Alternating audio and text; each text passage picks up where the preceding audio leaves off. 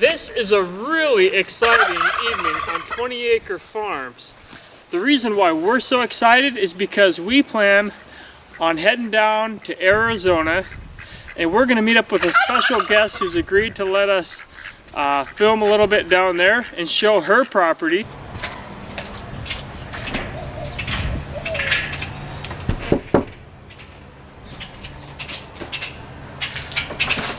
Hey, welcome to our farm. Come on in. So DaNelle and her family are just amazing people, and they are urban farmers. And what they have is goats and chickens and sheep, and they have some dogs for pets, and they just have all kinds of fun stuff. They've got a successful garden, and it's just going to be a lot of fun to check them out. Another thing about DaNelle is you might actually already know her. A lot of you probably already do. The reason why is DaNelle runs a blog by the name of Weed 'em and Reap, and she has a successful blog. She's a successful writer. She's a successful vlogger. She does it all.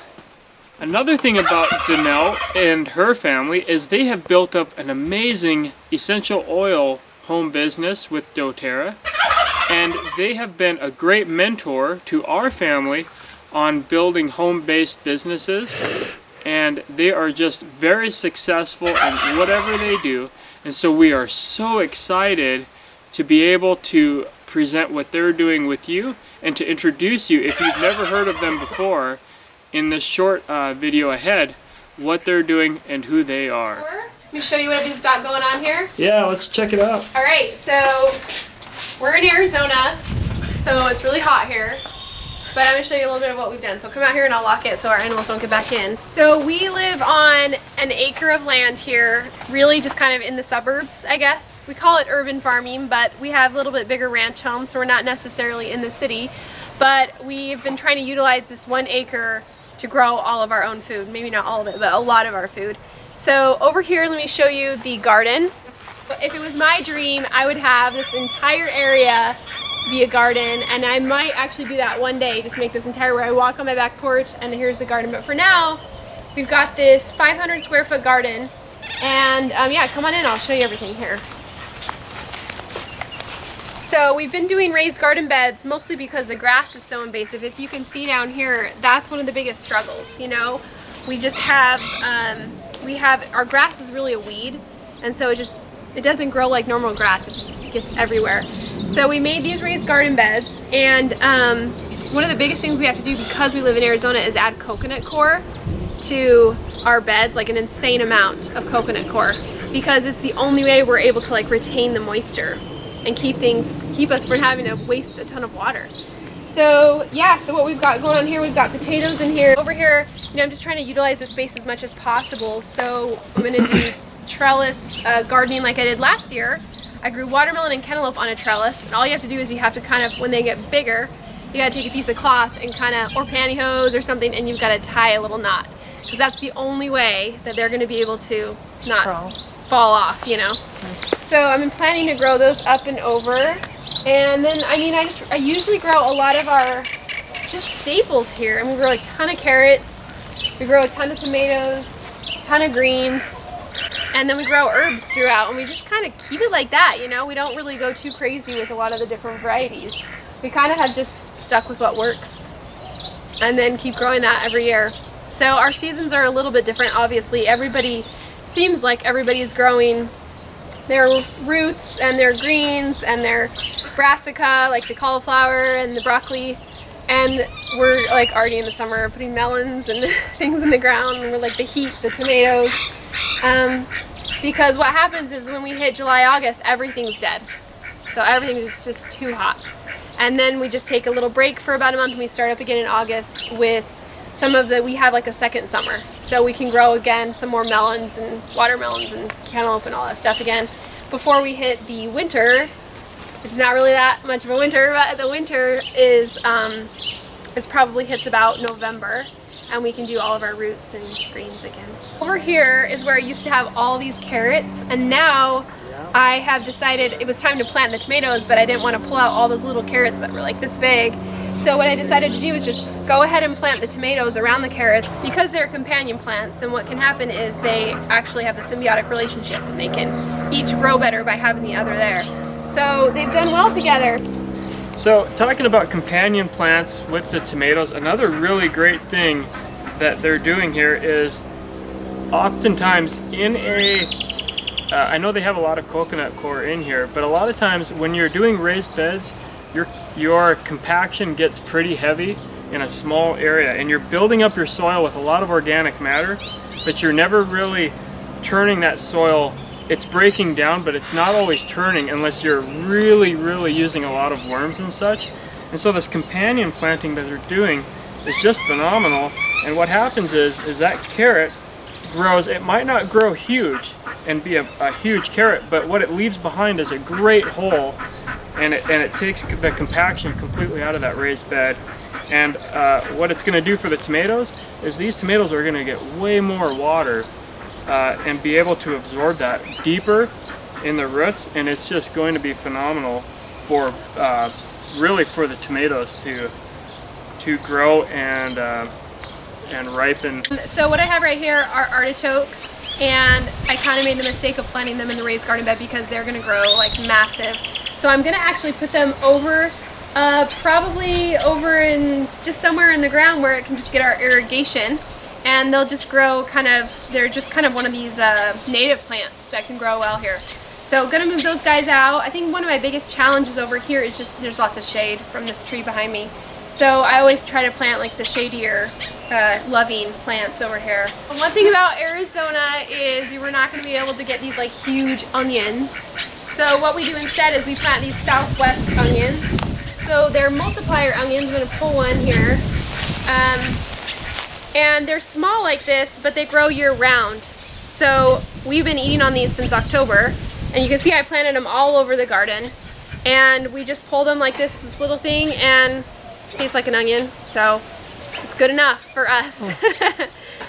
So you do that, and then we can grow garlic here. This is my garlic that's growing and it's almost ready. I've been picking up the little guys and eating them. Look at my little onion flowered there, isn't that pretty? So yeah, that's how we grow onions in the Southwest here. These are edible flowers. I read that you could do that, and I wanted to do that, and this year I planted these edible pansies. They're supposed to be a winter variety, but now they're finally just coming up. So they don't really taste like anything. They're nothing sweet. They probably taste like a green, but they look cool and you can eat them. So, and you can feel really cool by eating them. So that's about it. All right, so these are my favorite goats. These are called Nigerian Dwarfs, and these goats are really great for milking. They have the best tasting milk.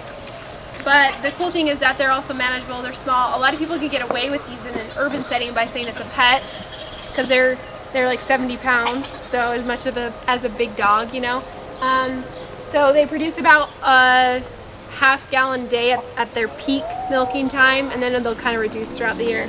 So they can produce a lot of milk and be like perfect little animals. So those are my favorite. We have like, I think we have 4 of them here, roaming around. Hey. I know, I love them. They're just their babies are just much better. Mulberries grow like crazy in Arizona, so it's the one thing we can always have tons of mulberry branches we need to get rid of. You make that? Yeah, no, we didn't make that. So this is a male mulberry, unfortunately. If it was female, man, we could make gallons and gallons of jellies and have fresh fruit all the time, but it's a male, so it's useless. But goats love it. But it is totally, they grow like crazy in Arizona, and so it's totally shading our pecan tree. Our pecan tree is growing horizontal. So there's nothing we can really do about it. But pecan trees grow really well in Arizona too. So it's just weird that you have a couple of trees that grow in the middle of the desert. So you have to stick with those kind of, because we go with other things like bananas and mangoes and stuff, and they stay real small. But citrus trees and certain trees just grow like crazy in the desert. It's amazing. Like most people that have farms, we want to have chickens too. So we have chickens here, and the best part about having chickens in a suburban setting is that we don't really have predators. So what we've always done is just have them in the coop, and then they can go out wherever they want and basically be free ranged. And so they just kind of go everywhere they want, eat whatever they want, and then come in at night. We do lock them up at night. Just sometimes they're an owl or a hawk in the area, and you know, can get crazy. And so what we do, we cycle through laying hens. So about every 3 to 4 years, we're gonna have old ones that we butcher, and we will process for either like a stew or a broth or dog meat. So we've got these guys right here that are in the smaller section, and those guys are gonna go in the freezer for those purposes. Come on into our milking parlor. Very fancy. So one of the things that was important to me when we were redesigning this whole area was that I wanted us to be able to not be too far from the house to come in and milk at night. Because, you know, we milk in the morning too, but at night is the worst when you got to trudge all the way to the back of the property. We used to have our milking area back there, so now we've created this area up here, and the kids can come in, and then they can just walk down this little path back here, grab a goat, come back and milk in this area. And so the shade's for us, not for an animal. This is for us as we're milking in the rain or when in the sweltering sun. And we also store all of our feed back here. So I'm in the process of kind of reorganizing and getting big storage bins for everything. So this is our wood chip load that we keep over here, our pile. And we usually get a load probably once or twice a year. And we'll use this to put around our trees, like the young trees that we're trying to grow, or in our raised garden beds. And this is going to help keep in moisture. It's just vital here in Arizona. So there's actually waiting lists. For those of us that are gardeners, we're all on the waiting list for all the local tree trimmers because we want their waste. And yeah, so you'll see some pretty vicious wars over some wood chips, but it works. So we're back home from Arizona, and what a trip that was. I just hope that you're blessed by that, and we were so blessed by that whole day. So thanks so much for DaNelle and her family, because they just opened up their doors and just talked about everything homesteading and urban farming, and just gave us a lot of information about a lot of things that we can use even in our situation. So as we close up the chicken barn, rabbit barn, and put some of the animals away for the night, it's been an awesome time in Arizona. It's good to be back home on the farm, and I just hope that you enjoyed watching that as much as we enjoyed being there.